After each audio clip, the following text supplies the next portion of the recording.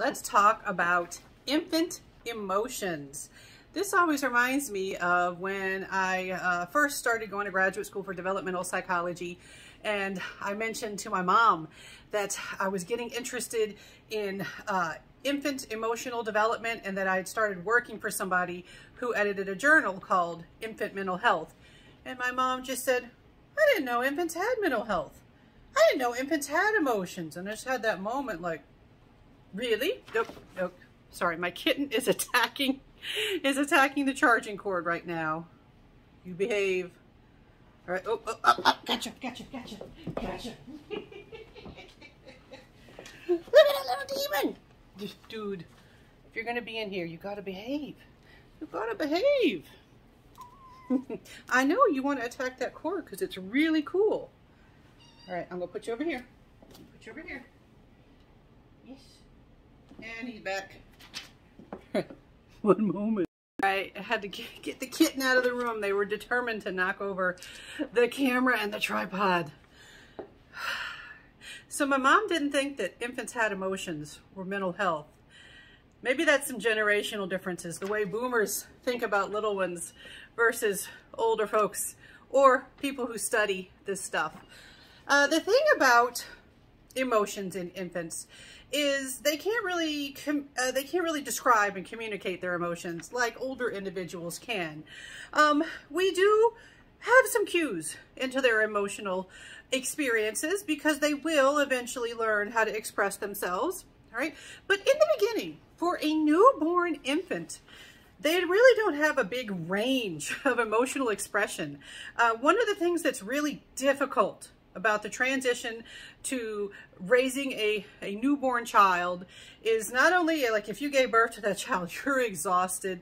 It's a very physically exhausting experience.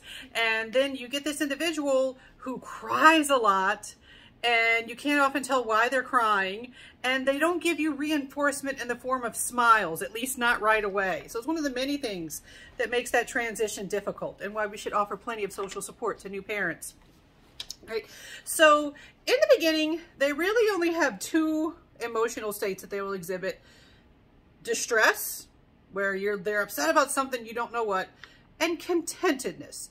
Not joy, happiness, just contentedness. Like, I am not distressed. I am okay right now.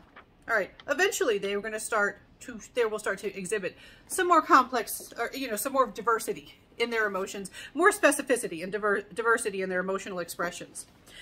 Now, if they get overstimulated, all right, because sometimes it's just too much to take in, too much noise, too much social interaction. Sometimes they can get very distressed just from being overstimulated, having high emotional responsiveness.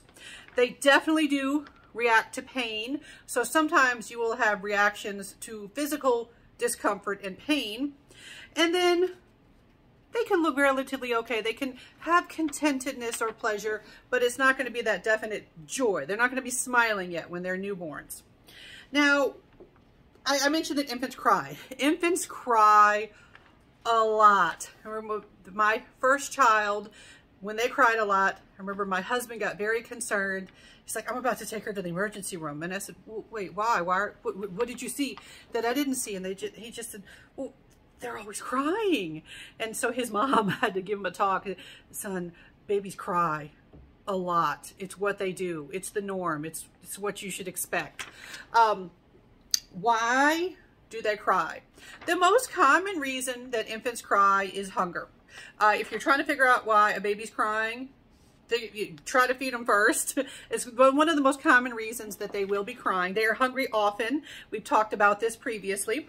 Now, other reasons. They could be hurt. They could be tired. They could be frightened.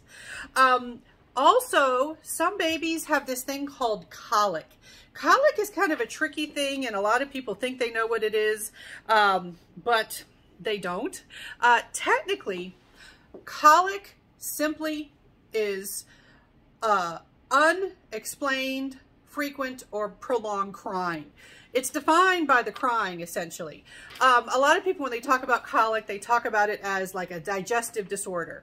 And that could be one reason that an infant exhibits colic. But technically, colic, it is just they're crying a lot. If a pediatrician says this baby has colic, technically they're saying this baby cries a lot. Possibly because they're having some digestive issues. One issue is reflux. When like stomach acid gets burped up and burns their throat, that can be very uncomfortable, and some infants do have difficulty with that. And also swallowing issues, and they spit up a lot, and lots of things that having to do with the digestive system can make things uncomfortable for infants. Any concerns? Bring that up with a medical professional when you go for your well baby visit. Always bring up any concerns. Never assume that they're going to be silly. They'd rather you ask about something silly than not ask about something that could be serious, that could be a sign of, a health problem. All right, so they cry a lot. The crying in the beginning, you do not know if they are sad, angry, fearful, right? You rule out pain, you rule out hunger, change them, make them nice and comfortable. Give them some attention. There's a lot of trial and error with newborns. Just try to figure out, okay, what calms them down. All right, it's a lot of guesswork. Eventually, they're going to give you that first wonderful smile. Oh, it's so wonderful. Now, I mentioned in a previous video that while they sleep, they can do these reflexive smiles that are just they're just muscle twitching. They're cute, but they're not connected to emotion. Also, when they have gas, sometimes when they have gas, they can do this thing that looks like a smile, and you go, they're happy, and actually they're just gassy. All right, but between 4 to 6 weeks, 6 weeks is about average, you get this wonderful thing called the social smile. I say it's wonderful because I see it as that first reinforcement you get for all the things you're doing to keep this individual alive. And then they give you a smile, and it's a true emotion-based, interaction-based smile, and it feels so good. Oh, it's wonderful once you get it. And so a social smile is different from other smiles because it is evoked by human interaction. They do it after you do something, essentially. They're reacting to you, so it's a social smile. And once they can do that, you start to see other types of emotional expression appear. One thing is eventually, around 3 to 4 months, they will exhibit laughter. A little baby laughter is so cute. And laughter is often linked to curiosity or a reaction to novelty, like something they haven't seen before or something they don't usually see. Like you might have something where something falls and they're just like, haha, that's new. And they might laugh at that. They're not going to laugh at complicated jokes or things like that when they're 3 to 4 months old. But curiosity and reaction to novelty are very strongly linked to infant laughter. But you can see laughter around 3 to 4 months. And that's also, it's like, oh, thank you for letting me hear this laughter. Now, the negative emotions. We got to talk about the negative emotions. And yes, infants show negative emotions.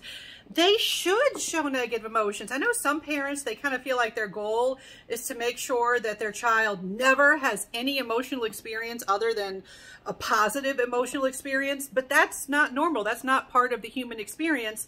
And negative emotions, they do serve a function. In some cases, they can allow communication and dealing with frustration and keeping an infant safe. And they're a sign of healthy brain development too. You want to see the range of emotional expressions. Now, anger. Anger, reaction to frustration, will show up around 6 months, and it's normal. Like they're reaching for something, you don't let them touch it, they show that they're angry, they're frustrated. You want to see that. That's your normal, typical, healthy reaction to that. And over time, they can learn with dealing with their emotions. In the beginning, they're going to go ahead and let it out. That's going to be later that they're going to develop some regulation skills. Sadness. Infants can exhibit sadness. This can come in the form of withdrawal. And the thing about sadness, and the thing that we worry about with infant sadness, is that it is linked to a hormone called cortisol. Cortisol is sometimes called the stress hormone. And we know that really, really high levels of cortisol are not good for brain development. They can actually interfere with the development of something called the HPA axis. And I'm not going to go into detail on that because it's not a neuroscience or a biopsychology class, but I just want to mention that too much cortisol is bad. And so when some people, you know, like when my mom said, well, I didn't know that infants have mental health. If they are in a particularly distressing situation, some people might make the mistake of thinking, oh, well, they don't know what's going on. They're just a baby. That's not necessarily the case, you know, so even for young infants, you should not want them to have prolonged experiences of sadness. And if they are sadness because they feel lonely and want to be picked up, what should you do? You should pick them up. All right, I'm living in a culture. I live in the South. I'm in Southern Louisiana, where we have this strong idea that if you pick up a baby too often, you will spoil them. Research actually does not support that notion. Research is more supportive of being responsive. And if you're able to pick up the infant, because you're not always able. I mean, you might be cooking at a hot stove, you might be dealing with one of their siblings, you might be driving. I mean, there are times where you cannot pick up an infant who wants to be picked up.